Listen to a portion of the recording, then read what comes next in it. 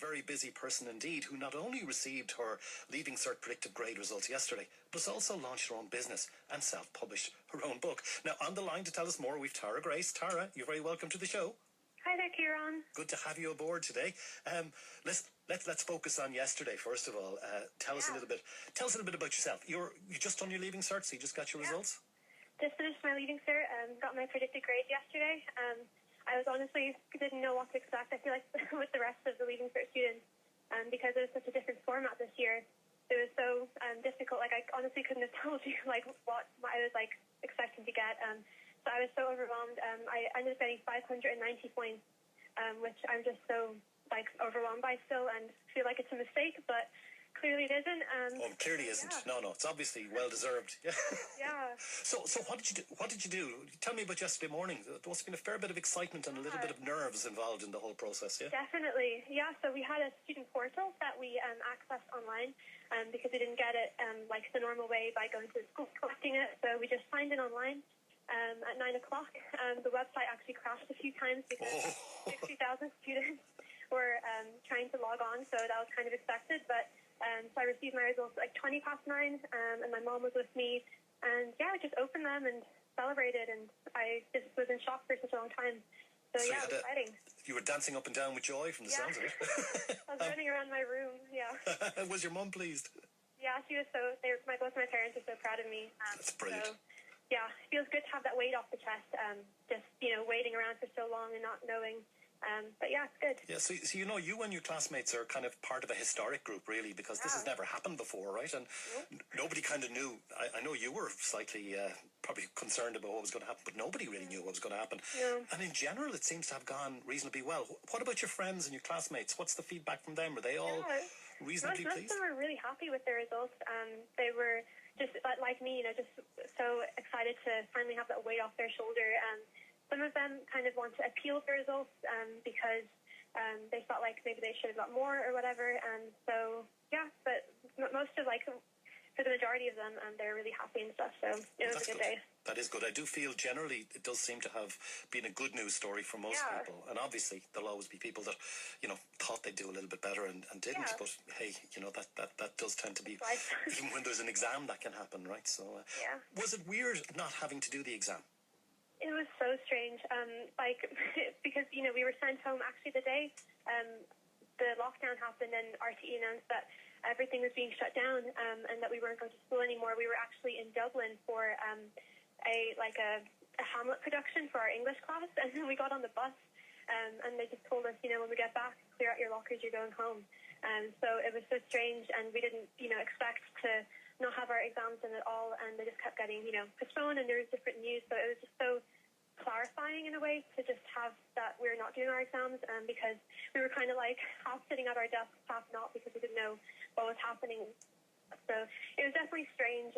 I do think it's good that we had the opportunity to sit them, but I think that the circumstance that was in it was definitely the right decision that was made by the government. Yeah, it's a very difficult one, and I know there'll be people, complaining about one thing or another, but given the nature of the challenge they had, they seem to have done a very good job, better than their equivalents in the UK, where there was a lot more controversy, right? Definitely. But listen, we're not just talking about the Leaving Cert today. You spoke about the lockdown, and you've been very busy during the lockdown, setting up a business and writing a book. So let's what about the book?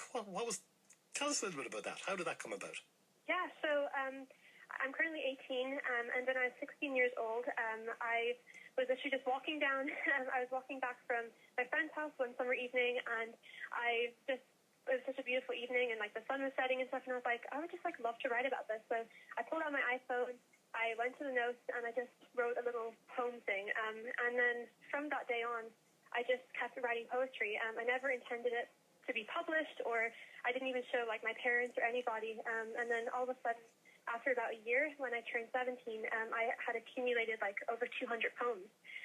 So I was like, right, this can't just, sit and just, do nothing. So I decided I would do something about it. So when I was 17, last summer, I sat down and I was like, okay, what do I want this to look like?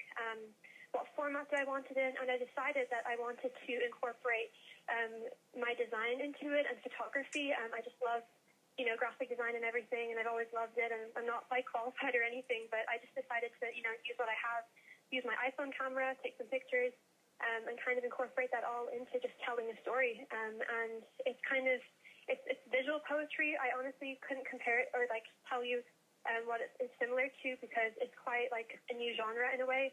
So I'm kind of figuring out what to label it as, but yeah, it's been so exciting. Okay, and given labels, what did you call the book? Reverie. Reverie, okay. So reverie it's an English word, and it basically means a state of being lost in your thoughts or a daydream. Excellent. So yeah, that's kind of what I called it. Good one. Now, self-publishing, you kind of decided to do it yourself. How did that work? Yeah, so when I decided I wanted to publish this book, but it was all ready, I was kind of looking around, seeing what the best options were. And because it's a visual poetry book, it's quite a niche market. So I decided that I had to, self-publish, because if I went down the traditional publishing route, it'd be quite hard. And also you have to kind of sign over your rights to your book, and you kind of aren't involved as much with the creative process. But since I already had a finished product, I found a company in San Francisco, California. They're called Blurb Incorporated, and they basically just self-publish books. So I uploaded my files to my laptop, and I ordered 200 books, and now there's 200 books sitting in my room, which are slowly getting ordered, and I'm packaging them. So yeah. Right. So, and how are you spreading the word about the book? How are you marketing that to the audience to kind of speed up the numbers of books flowing out to you? So I have my actual business is called The Sunshine Co. And that is basically a platform where I have released other artworks that I've made, and it's on Instagram and Facebook, and I have an Etsy, which is kind of an online marketplace for handmade goods, and they get sent out. So I'm spreading the word about through that way, and then things like this, interviews and different things like that. But honestly, I don't have a huge following, but I'm just kind of working with what I have, and it's been a lot of fun. Like, the support has been really overwhelming the last couple of days, because I just released this book on Friday. But yeah, it's been incredible. I'm just kind of learning as I go and just having fun with it.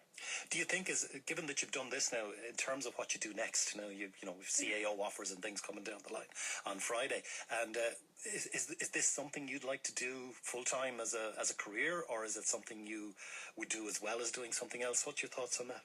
Yeah, so I've always just really wanted to help people, and I've also really loved art. So I wanted to see how I could combine that those two things. So with my company, The Sunshine Co., I've been sponsoring Compassion, which is an organization helping release children from poverty, and I've done some fundraisers for that. So I've actually been accepted over into an American university, which I'll be attending next year because of visa restrictions this year. I wasn't able to attend. But I'll be studying political science with a minor in graphic design, because I would just, either love to work for a job similar to the United Nations, or continue on with my book, or just different creative projects that I'm doing. So I'm just kind of taking one step at a time, but I love academics and I love creativity. So going over to America, I'd be able to study both, which is a really big blessing. That's a real plus, isn't it? Yeah, definitely. So I got a scholarship for that too. So it's just, God's just been really good, and he's just kind of guiding me with every next step. And I'm trying not to rush my future or anything, just kind of take it one day at a time and trust him. Well, that's a wonderful, wonderful statement, wonderful thought, and it just sounds, listening to you, I'm absolutely convinced it's just going to work for you. Sounds like you have it all figured out, and it sounds like you have all the elements to make that work. I really wish you the very, very best in the future. Now, remind everybody again where they can find the book and where they can purchase it, because that's part of what's all about, after all. So I'm kind of all over all social media platforms. On Instagram, you can find me at the Sunshine_Co. And then my book is available on Etsy, so you can go to those platforms and check it out. I also have a TikTok account now, because that's what all the kids like, so I decided I would try to expand into there too. But yeah, you can find me mostly on Instagram and Facebook. You're all over the internet, huh? Yes, that's what I'm trying to target everything. You just have to, when there's those platforms and stuff, you just have to get creative and just kind of go to where the people are. So, yeah. Well, that's what it's all about. Listen, well done. That's a great story. What an achievement. And you're only starting. you know. Yeah. You're a young person, you're only starting. I think the future for the world is bright with lots of people like you looking after us as we go forward. Very inspired by your story. Really appreciate you joining us this morning on the show and telling us your story. Thank you for having me. It's a real pleasure. And well done again on those results. And congratulations to everybody, all your friends and everybody who's got good results this week. And good luck on Friday. We'll keep our fingers crossed for everybody with the CAO results. Tara, have a great day and thank you.